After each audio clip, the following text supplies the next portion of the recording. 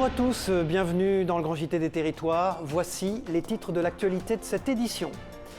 Vaccination, encore et toujours des difficultés pour ceux qui sont pourtant prioritaires.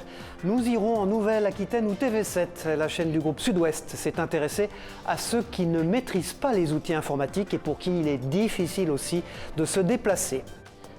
Des Yvelines à la Floride, il n'y a qu'une fusée. Nous découvrirons dans ce JT un nanosatellite des Yvelines dédié à l'observation du Soleil et de la Terre qu'a embarqué la fusée Falcon 9 en Floride. Enfin, la tête dans les étoiles au milieu de cette crise sanitaire. L'espoir, comment aider à stimuler la mémoire. Nous nous rendrons grâce aux équipes de WEO TV dans un wagon thérapeutique très particulier qui suscite l'espoir. Il aide les personnes souffrant de la maladie d'Alzheimer à stimuler leur mémoire. Sur les hauteurs, mais en sécurité, nous partirons pour la montagne avec Via Vosges à la découverte d'une auberge accueillante qui a trouvé la bonne formule, crise oblige, malgré la fermeture des remontées mécaniques. Nous suivrons aussi les équipes du peloton de la gendarmerie de haute montagne. Leurs activités aussi a changé avec la fermeture des stations, comme l'a constaté les équipes de 8 Mont-Blanc. Enfin, Saint-Étienne, les réserves secrètes des musées. Nous partirons dans ce journal à la découverte d'une véritable caverne d'Ali Baba que sont les réserves des musées de Saint-Étienne. Vous ne pouviez pas les voir, elles ne sont pas exposées, mais TL7, Télé-Loire 7, va tout à l'heure vous les faire découvrir. Depuis donc le 19 janvier, les plus de 75 ans font partie, avec les personnes à risque et les personnels hospitaliers, des publics prioritaires pour la vaccination. Mais difficile de réserver un créneau sur la plateforme dédiée quand on n'a pas Internet ou qu'on ne maîtrise pas bien les outils informatiques. Difficile aussi de se rendre jusqu'au centre de vaccination quand on n'a pas les moyens de se déplacer. Exemple avec ce couple d'Ambarès suivi par Dominique Parmentier de TV7, la chaîne du groupe Sud-Ouest en Gironde. Dans leur petit pavillon, situé à 4 km du centre d'Ambarès, Marie-Josée et son mari, respectivement âgés de 77 et 90 ans, vivaient une retraite paisible jusqu'à l'arrivée de la Covid-19. Aujourd'hui, Marie-Josée est inquiète, d'autant que son mari est à risque. Ça m'affole. Vous voyez, je me demande si à la longue, je ne ferai pas de la dépression un peu. Voyez. Est-ce que ça vous rassurerait d'être vacciné ? Eh bien, on le dit, ça me rassurera. Seulement, elle n'a pas Internet, juste le téléphone. J'ai appelé mon médecin traitant la semaine dernière, il m'a dit bon, il faut le faire, mais il fallait que ce soit mes enfants qui s'en occupent parce que lui ne pouvait pas le faire. Heureusement, en effet, sa fille n'habite pas loin. Elle m'a dit qu'elle allait essayer de faire quelque chose, elle. Sinon, elle va regarder sur Internet, elle a Internet, alors elle va s'en occuper. Donc sans votre fille, vous ne pouvez rien faire ? Ah ben non. Nous contactons les quelques 600 personnes concernées, affirme de son côté la mairie d'Ambarès. Dès l'annonce de la campagne vaccinale pour les plus de 75 ans, j'ai souhaité mobiliser l'ensemble de l'équipe du CCAS pour aller à la rencontre des plus de 75 ans pour déterminer celles qui auraient besoin d'une aide pour l'inscription et pour prendre rendez-vous. Autre souci, une fois le rendez-vous obtenu, comment se rendre au centre de vaccination le plus proche, en l'occurrence ici la clinique du Tondu à Floirac. Pour Marie-Josée, qui ne conduit pas et son mari presque plus, c'est toujours leur fille ou leur fils qui s'en chargera. Mais pour les autres... On a d'ores et déjà mobilisé des partenaires ou des services pour accompagner les personnes qui n'auraient pas la chance de pouvoir avoir de la famille ou qui ne seraient pas mobiles ou qui ne seraient pas autonomes dans leur mobilité. La mairie a par ailleurs proposé à la préfecture d'ouvrir un centre de vaccination à la Grave et aussi une solution mobile, mais le temps qu'elle donne son feu vert, cela concernera la campagne grand public. Les plus de 75 ans, eux, auront en principe déjà été vaccinés. Et puis un nouveau centre de vaccination a vu le jour en Balagne, situé au sein de la maison de santé de l'Île-Rousse. Le personnel médical a reçu une centaine de doses Pfizer-BioNTech en provenance de l'hôpital de Bastia, opérationnel depuis le début de la semaine. C'est plus de 70 patients qui ont déjà été vaccinés, un rythme qui devrait tripler à la fin du mois. Ce sont des images de notre chaîne affiliée Télé Paésé sur place. Et puis, dans l'actualité, la reprise aussi des cours dans les facultés qui s'avèrent tout de même un peu compliquées et confuses. Exemple en Occitanie, où l'ambiance est studieuse et disciplinée pour ce tout premier cours de littérature en présentiel à la faculté de Montpellier. Et même si les masques cachent la moitié de leur visage, on peut deviner le sourire des étudiants qui ont été autorisés à revenir participer à ces cours de travaux pratiques sur le principe du volontariat. Et puis dans cette période de restriction et de fermeture des lieux culturels, les artistes cherchent de leur côté à ne pas se faire oublier, bien sûr. Regardez cette initiative qui a eu lieu dans les rues d'Ajaccio.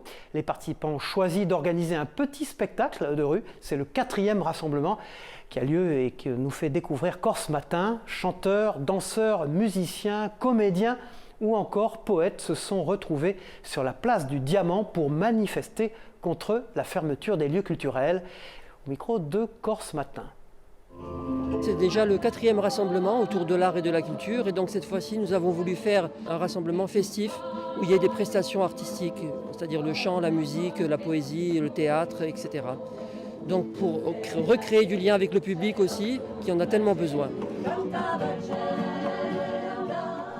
Et puis nous partons en Bretagne maintenant, à Saint-Père-Marc-en-Poulet, où un garage automobile a été transformé en décor pour une pièce de théâtre prévue fin mai par l'association Fort en Seine, qui propose des spectacles dans les lieux atypiques. Le garage doit devenir un lieu culturel et associatif populaire. Un reportage de TVR à Rennes par Claudia Caratori. Regardez. Un garage délaissé le long de la route du Fort à Saint-Père-Marc-en-Poulet. À première vue, rien ne s'y passe, mais à l'intérieur, l'heure est aux répétitions. Oh bah mes rêves, moi ça fait longtemps que j'en parle plus. Et les tiens?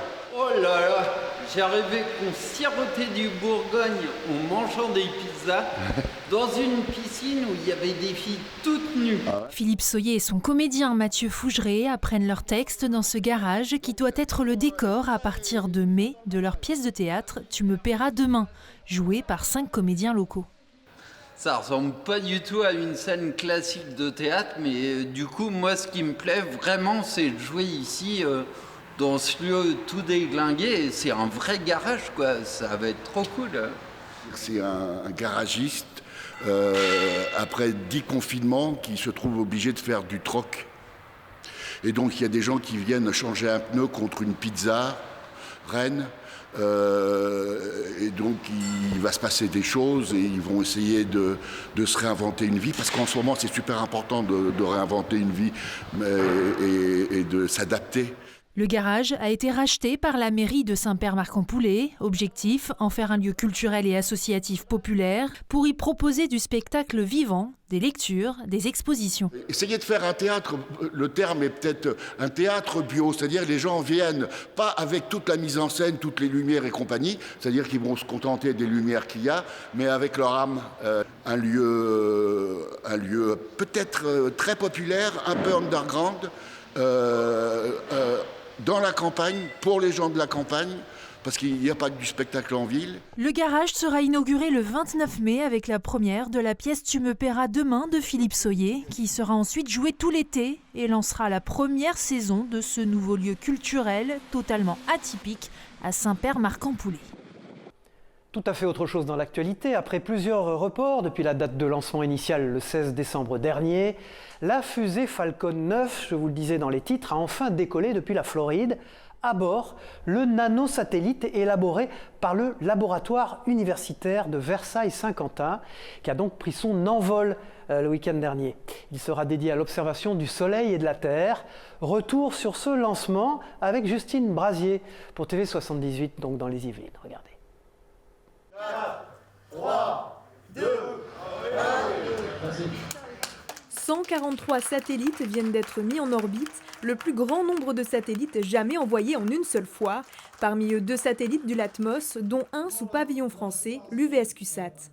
Ici, ce qui est un petit peu nouveau, c'est qu'effectivement, on a tout fait de A à Z. C'est une certaine fierté parce que du coup, c'est toutes les équipes qui sont concernées. Tout le laboratoire, toute l'université, nos tutelles, le CNRS, nos 2 universités, voilà, qui nous ont aidés. Si le nanosatellite devait initialement partir le 16 décembre dernier, les différents reports dus aux conditions météo et problèmes techniques n'ont pas inquiété l'équipe. Dès qu'il y a un petit problème technique, c'est vérification et on attend le refeu vert pour relancer. Donc non, pour nous, c'était plutôt bien ces retards. Par contre, effectivement, une fois que la fusée part, là, c'est là où la tension est la plus grande, parce que c'est là où tout peut arriver pour notre satellite. La fusée Falcon 9 a finalement décollé ce dimanche depuis la base de lancement de Cap Canaveral en Floride. Le lancement a lieu à 16h, heure de Paris.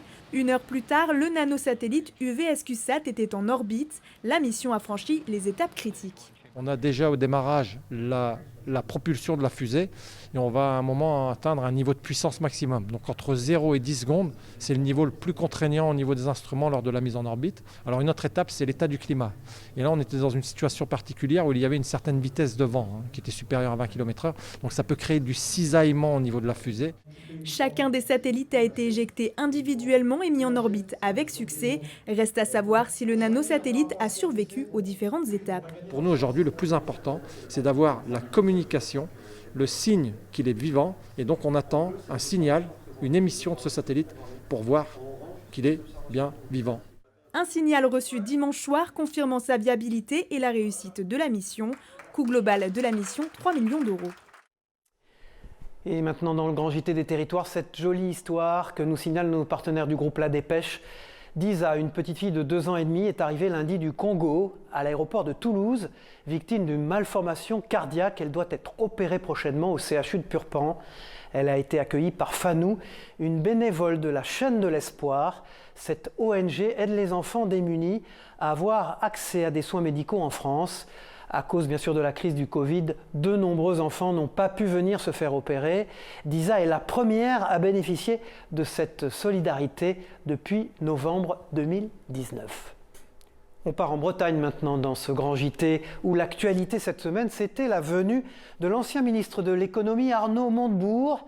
À Lannion, il a rencontré les salariés de Nokia qui sont touchés par un plan social. Arnaud Montebourg a notamment évoqué la possibilité de créer un nouvel Alcatel avec une alliance du public et du privé. Sur place, Mathilde Kemener pour TBO, la chaîne du groupe Le Télégramme, l'a suivi. Écoutez Arnaud Montebourg. Il y a le moyen de construire, reconstruire à partir de nos savoir-faire, des brevets, de tout ce qui a été ici accumulé comme connaissances et comme capacité de production et de conception. Nous pouvons remonter une belle boîte. Mais il faut le soutien de l'État et je pense que nous trouverons beaucoup d'alliés dans le monde pour cette nouvelle génération de 5G que nous pourrions faire ici. Tout à fait autre chose maintenant, nous partons dans le département de l'Oise, à Beauvais précisément, où le centre hospitalier stimule la mémoire des malades dans un wagon thérapeutique. Le personnel soignant constate de réels progrès auprès de personnes souffrant notamment de la maladie d'Alzheimer. Jérôme Houbron pour WEO, la chaîne du groupe de La Voix du Nord, s'est rendu sur place pour constater, je le disais, de réels progrès. Regardez. Alors je vous donne votre petit billet pour prendre le train quand même. Voilà madame. La chef de gare distribue les billets et tout le monde à bord. Christiane et Fernande sont résidentes de l'EHPAD du centre hospitalier de Beauvais. Toutes deux souffrent de la maladie d'Alzheimer et participent à une initiative insolite, un voyage thérapeutique sur le chemin de la baie de Somme. Ah oui, j'ai déjà été plusieurs fois. Oui. Que maintenant on y va moins souvent. C'est ce que je pensais en voyant le voyage. Et très bien, j'ai trouvé... Ça c'est la première fois que je voyais ça. Le Grand Via, réplique grandeur nature d'un wagon, propose aux résidents 15 minutes d'évasion. Apaiser, faire remonter les souvenirs ou encore limiter l'usage de traitements médicamenteux, les vertus du wagon thérapeutique sont multiples. Est-ce que vous avez reconnu des endroits ? Ah oui, quand même. Moi. Quand même. L'idée, elle est vraiment de se remémorer tout ce qu'ils ont pu vivre avant et connaître. Effectivement, la dame, quand elle est arrivée, ne connaissait pas forcément... Si, elle avait entendu parler du Crotoy et au final nous a dit qu'il n'y avait pas très longtemps qu'elle y était allée ou qu'elle y allait régulièrement avec sa famille, ses enfants. Donc là, effectivement, on fait remonter les souvenirs et c'est à nous aussi de travailler avec eux, de discuter avec eux pour les aider à remémorer tous ces bons moments.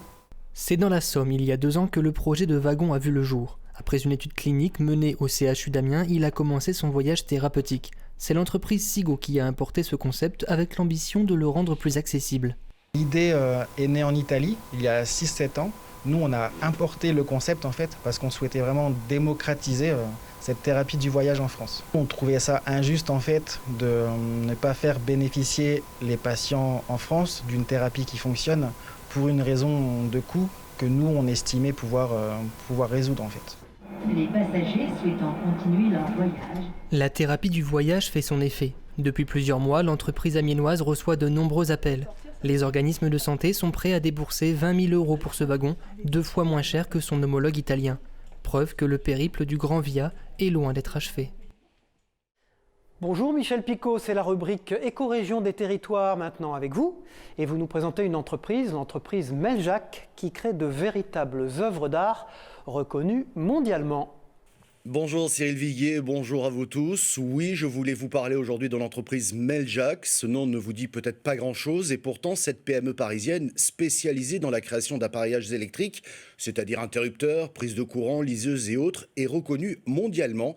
Ces interrupteurs made in France sont vendus et installés dans 60 pays dans le monde. Par exemple, l'hôtel Danieli à Venise est équipé d'interrupteurs Meljac. De très prestigieux palaces dans le monde ont des équipements Meljac, mais au-delà des palaces, Meljac équipe aussi le château de Versailles. La PME a été créée en 1995, elle compte aujourd'hui 65 collaborateurs et fait appel régulièrement à des designers de renommée internationale qui produisent régulièrement des collections d'interrupteurs, toujours autour de la fameuse goutte, cette forme particulière que l'on retrouve sur le bouton de l'interrupteur. Labellisé Origine France Garantie, Meljac surfe sur le luxe à la française dans le monde et avec succès.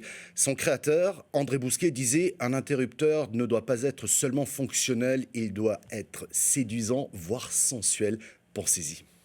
Voilà, merci Michel Picot. Nous nous retrouvons pour une prochaine édition du Grand JT des territoires. Et maintenant, un grand bol d'air. Dans ce JT, on se rend en montagne, dans les Vosges, à la rencontre d'un couple qui tient une auberge en altitude à côté des pistes de ski alpin.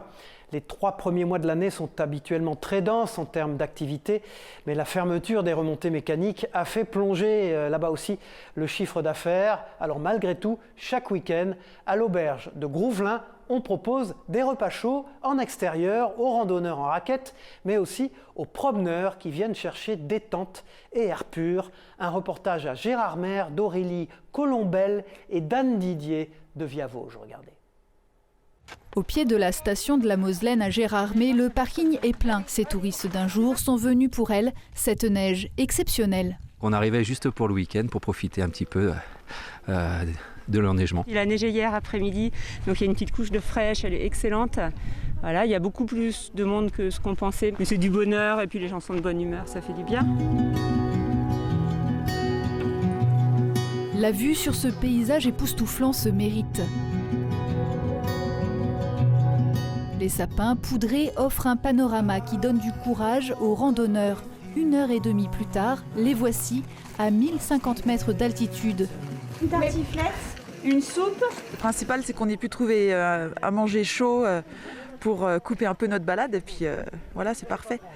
C'est tant pis si on ne peut pas être à l'intérieur, on fait comme on peut, quoi. Il fait pourtant moins 10 degrés ce dimanche midi. Le restaurant est fermé aux visiteurs. Grâce au four en cuisine, il fait 8 degrés. Une économie de chauffage pour ces gérants qui font à peine 10% des couverts habituels. On s'en sort pas, on s'occupe. On s'occupe parce qu'il faut bien faire quelque chose de ses 10 doigts et si on veut pas s'ennuyer à mourir pendant toutes ces semaines, il faut bien faire quelque chose. Cette année, avec les téléskis fermés, le couple a décidé d'ouvrir uniquement les week-ends. 2 employés sont en chômage partiel. L'hébergement aussi est fermé, trop compliqué d'accès pour les touristes et pas rentable. Mais l'esprit montagnard les aide à résister. Moi, je suis une optimiste née. Donc le moral, je l'aurai quoi qu'il arrive.